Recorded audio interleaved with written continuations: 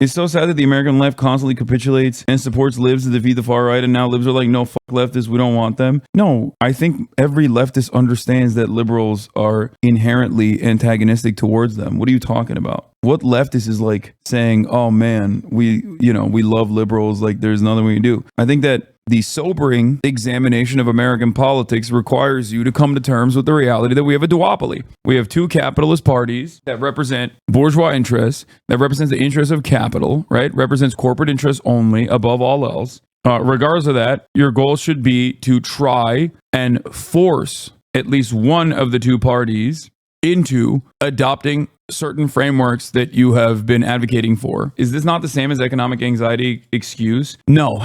The reason why it's not the same as the economic anxiety excuse is because I'm not excusing the racism. I'm very correctly calling it out every single day. My problem is when we talk about the solutions to this, okay, when we talk about the solutions to this, I always tell you one thing. You should be uncompromising in defending marginalized communities, but you should also understand where people become more vulnerable. If you don't recognize that economic volatility, economic instability, and people feeling like they have a worse future presented for them than the previous generation, they are going to be infinitely more susceptible to reactionary framing on issues. That's why I am a firm and committed advocate for Medicare for all, for example. And I always say Medicare for all means all, including Nazis. There is no like Medicare except the people I hate, because the goal there is to improve people's material conditions unconditionally so that they are less susceptible to reactionary framing.